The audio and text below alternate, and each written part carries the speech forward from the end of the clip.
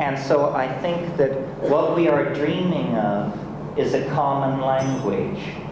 And what the saucers are attempting to teach is the modality of a linguistic transformation in the direction of a kind of communication that is not dependent on culturally sanctioned dictionaries, but that is in the bones, in the neurons, in the synapses, so that the ambiguity which attends all our discussions about reality will be purged from our worldview. This is the essence of falling in love.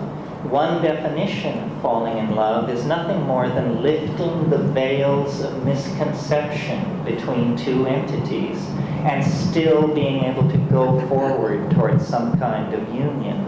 So I really believe that we have moved so far from an awareness of the feminine portion of our psyche that now the thing dearest to us and closest to us must present itself in consciousness under the guise of an extraterrestrial or interdimensional invader. It's a comment on the alienation of our era, and the way this schism can be breached, the way this psychic wound can be healed, and a kind of species-wide individuality emerge is through taking control, conscious control of the evolution of language. This means paying a great deal more attention to what we say to each other, to linguistic intent. I think that the main legacy of the 1960s into the 80s was a legacy of language transformed in the direction of feeling. To me, the most shocking part of the male dominance of our worldview is the paucity in our language of terms that convey emotion. We have 500 words for the components of a steering mechanism. We have 5 words for emotions. Each one of us is a swim in a concatenation of emotionally subtle wave phenomena that come and go just below the surface of our awareness. But if any one of us turns to another and says, "How are you doing?" the answer is, "Fine, fine, yourself." This is presenting a tremendous barrier to us to the expression of our wholeness. And I'm completely willing to line up behind Carl Jung on the notion that the UFO is an expression of our longing for wholeness. In principio et verbum, et verbo caro factum est. In the beginning was the Word, and the Word was made flesh. In other words, if you were an actual extraterrestrial standing off in a spaceship looking down on this planet, you would not see the strivings of individual species. You would not even see the great classes of organized organic life.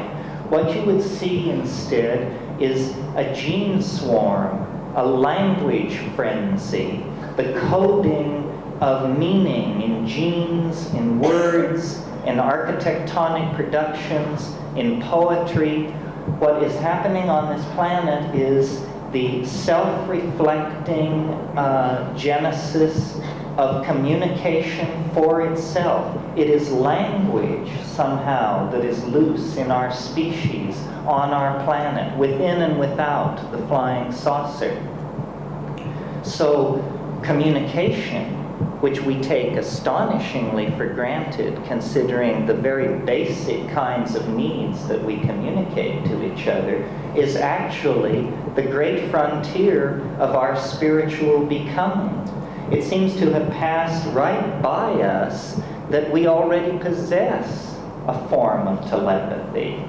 That the miracle of communication involves the fact that I make small mouth noises and you instantaneously consult the culturally sanctioned dictionary, and out of your dictionary you construct a map of my linguistic intent, and then through a series of grunts and nods, we assure each other that we know what we mean. So, in a sense, I said this afternoon that the UFO was here to confound us, to confound science. On another level, like the psychedelics, it is here to catalyze a finer evolution of communication, to goose us toward a little tighter epistemic and ontological definition of the business of communicating with each other. If we could refine our channels of communication, we would coalesce into the kind of omnipotent, extra-worldly organism that we anticipate in our vision of the flying saucer. So I think really the flying saucer has become the guiding image of our own cultural evolution. We are going to live in the imagination. This planet is involved in a birth process. There is nothing unnatural about what is going on this planet, and there is nothing unnatural or inappropriate about us. It's simply that the planet has carried us to term. We are now ready to leave the womb, and the womb is in danger of toxemia if we in fact do not leave it. We have passed into a new kind of time where the separation of our species from the planet that gave us birth is a necessity for the survival of both parties. And like any birth, it is a moment of crisis. It can end in catastrophe, and perhaps the saucers stand off to perform a necessary cesarean if things really turn into chaos. Many contactees report an apocalyptic scenario involving the saucers taking everybody away in the wake or in the imminence of thermonuclear exchange. However, the mature way, the self-reflective way, the dignified way out of this cultural impasse, out of this global standoff, is for us to take seriously, on a personal level, the possibility of evolving our communications with each other so that we actually become the loving family of the goddess, the planetary organism that we all feel ahead of us in the future, casting an enormous shadow back over the historical landscape. Eventually, and when is up to us, it will no longer be a higher dimensional object throwing a shadow into the flat dimensions of history. It will be instead a transcendental object made manifest. We are, in fact, on the brink of great changes. Yes, the UFO phenomenon has been around for hundreds of thousands of years, possibly, but nevertheless, it is somehow spun into the fate of our species, and the overwhelming image of self-transcendent flight, of return to a mandalic unity that transcends space and time, is the guiding archetype of our peregrination through history.